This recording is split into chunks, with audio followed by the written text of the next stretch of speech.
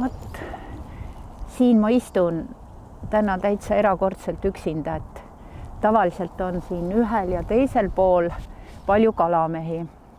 Et kui mina selle koha avastasin, ma ei ela siit kaugelt, jalutasin siia ja siis nägingi, et see on selline kalameeste pärusmaa. Ja nüüd, kui see kriisiaeg oli, siis neid kalamehi oli eriti palju. Kõik hoidsid paret vahet ja paljudel olid kaasas pojad. Ja võt siis ma hakkasin mõtlema selle peale, et kuidagi nii rõõmus oli vaadata neid. Ma isegi ei mõelnud, et mis juttu nad ajavad või seda, et siin tegelikult ei tohi kala püüda ja võib-olla isegi, et nii lähedal ei tohi üksteisel olla.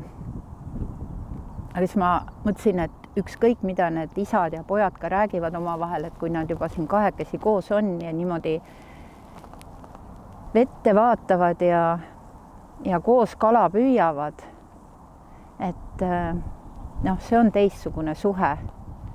Ega nad siit väga palju kala ei saa. Ma vahest käin ja vaatan nende kottidesse ja küsin, et mis nad siis siin püüdnud on.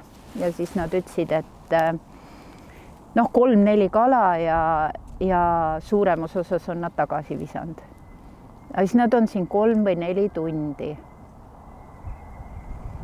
3 või 4 tundi sa lihtsalt vaatad, kuidas vesi voolab ja muudkui voolab. Ja vahepeal sööd võileiva ja vahepeal ajad natuke juttu. Aga enamasti ei räägi keegi mitte kellegagi. Kõik on oma see ei ole tegevus ka. Tõepoolest, kõik on oma olemises ja kummaliselt ka need tõelised teismelised. Ma arvan, et see oli mingisugune 12-13-aastased poisid olid siin nagu keskmiselt. Oli väiksemaid, suuremaid ka, aga niisugused tõelised teismelised. Ja järsk olid nemad ka olemises. Lihtsalt niimoodi, nagu mina selle oksaga. Võib-olla nad said midagi, võib-olla nad ei saanud. Vaatasid vett ja olid kohe mitu tundi vee ääres. Et tegelikult nagu absoluutselt kõikide inimeste jaoks on loodus nagu ootamas. Isegi siis, kui sa näiliselt tõepoolest oled keset Tallinna linna kõige suurema müra keskel, nagu siin enne lennujaam kõrval, praegult käivad ainult väiksed suvalised paugud, eks ju.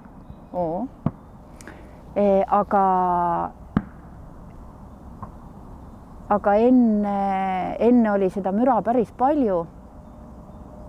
Ja siis tekib tihtilugu selline tunne, et kui on tsunami, siis ümberringi käib selline tohutu möll ja sebimine, aga selle orkaani või tsunami südames on vaikus.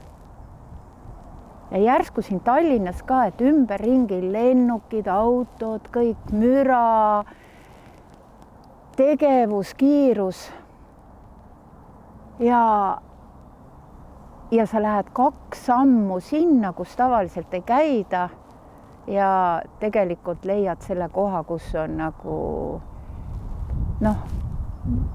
täiesti ehe ja õige loodus.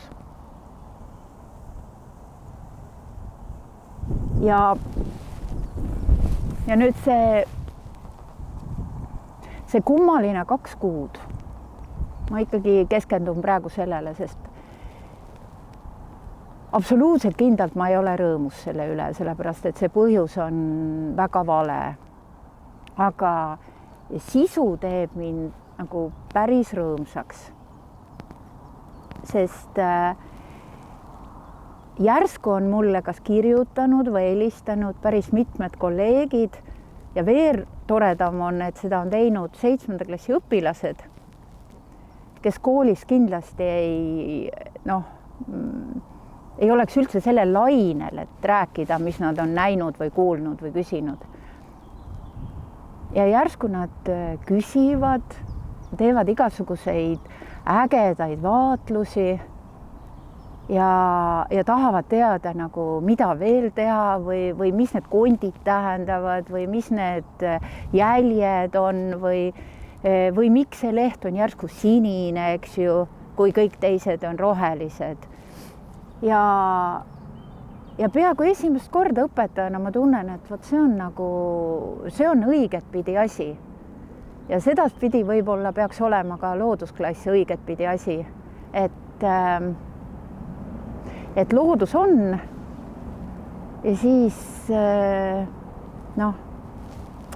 see kanal siin on, siis meie tuleme, istume kanali äärde, tema lihtsalt on ja järsku ta hakkab meile mõjuma. Rosin, Rocca al Mare kooli rosin. No tervik, kõik see kokku, kõik inimesed, need teod, need mõtted, need võimalused ja no muidugi eriliselt see, et terve see seltskond on nõus 2 korda aastas minema linnast välja olema. Et see on vägev. Vot see on rosin. Sa poiss.